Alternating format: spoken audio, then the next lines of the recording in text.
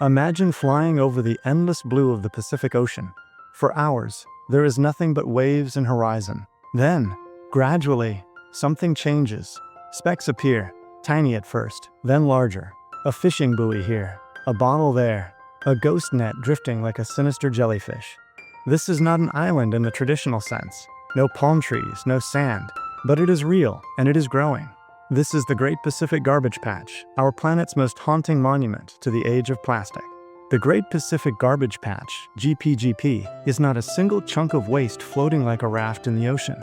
It is a sprawling, swirling zone of plastic debris, trapped by one of the Earth's great oceanic conveyor belts, the North Pacific Subtropical Gyre.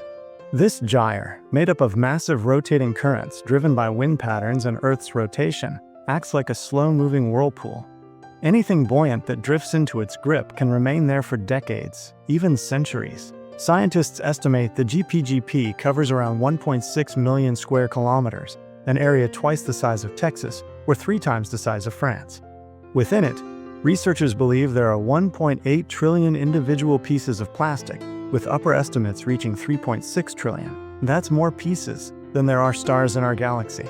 The combined weight is staggering, about 100,000 tons, equal to 740 fully loaded Boeing 777 aircraft. The GPGP is actually made up of 2 massive zones: the Western Garbage Patch near Japan, the Eastern Garbage Patch between Hawaii and California.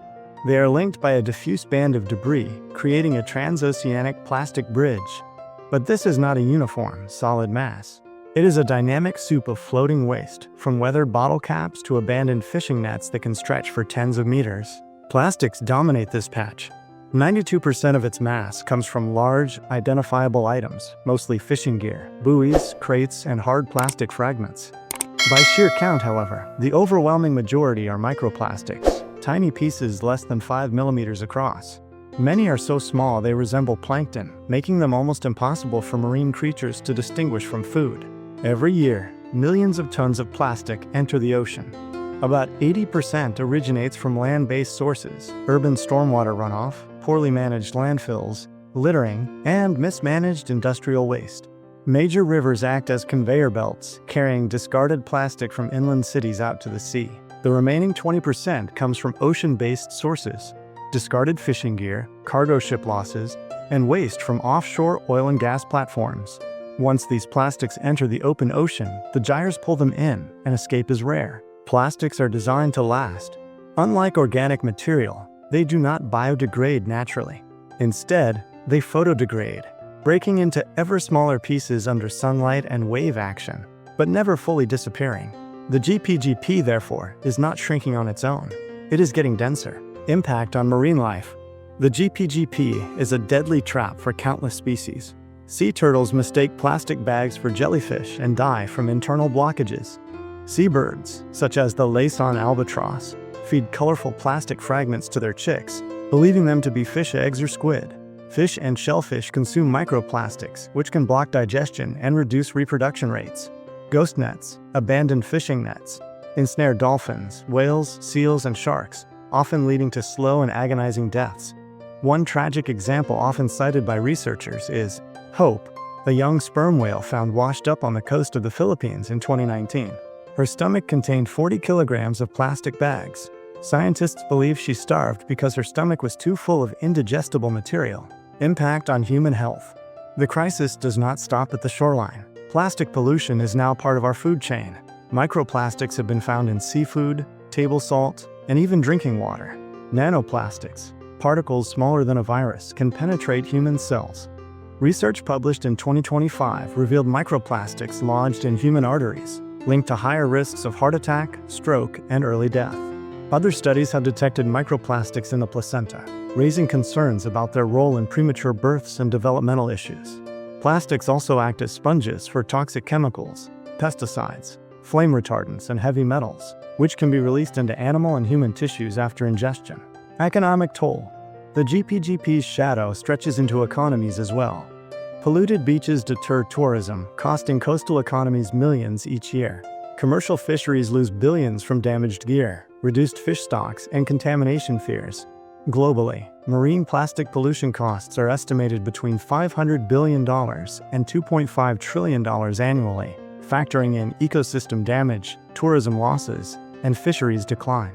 The ocean cleanup, turning the tide. Amid this grim picture, there is hope. One of the most ambitious initiatives is the ocean cleanup, founded in 2013 by Dutch inventor Boyan Slat. His vision is bold: remove 90% of floating ocean plastic by 2040. Their strategy has two fronts: intercept plastic before it reaches the ocean, deploying solar-powered interceptors in high-pollution rivers. Remove existing ocean plastic, using massive floating barriers to passively collect debris. By June 2025, the ocean cleanup had extracted over 28 million kilograms of debris from oceans and rivers. Their latest system, System 03, is a 2.2-kilometer-long U-shaped barrier that can capture thousands of kilograms of plastic on a single mission. 2025 update. Multiple cleanup systems now operate in rotation in the GPGP. Predictive mapping allows crews to target dense debris clusters. With sustained funding, they believe the GPGP could be cut in half within 5 years. A major 2025 review in Nature concluded that large-scale cleanup offers a net environmental benefit, even accounting for minor plankton disturbance, because the removal of plastic greatly outweighs these temporary impacts. Beyond cleanup, stopping the flow. Cleaning the patch is vital, but it is not a permanent solution. Without preventing new plastic from entering the ocean, the GPGP will simply refill. Plastic production is still accelerating, projected to triple by 2060 if current trends continue. By 2050, the weight of plastic in the ocean could outweigh all fish.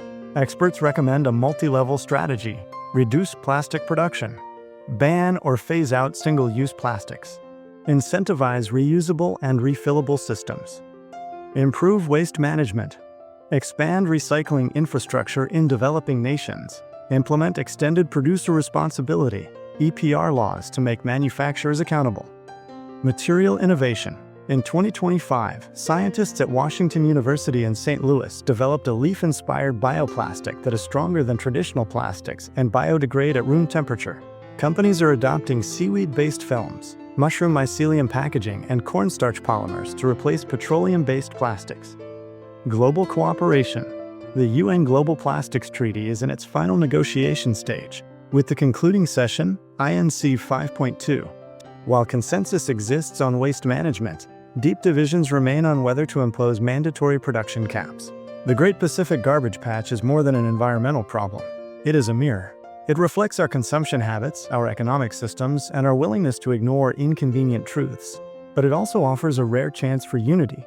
In tackling it, we combine cutting-edge science, international cooperation, and community-driven action. The ocean is the beating heart of our planet. It regulates climate, supports food chains, and provides oxygen for every second breath we take. Its health is our health. The choice is stark. We can leave a legacy of neglect, seas choked with plastic, or a legacy of restoration, where future generations inherit oceans teeming with life, not litter. And that choice begins now.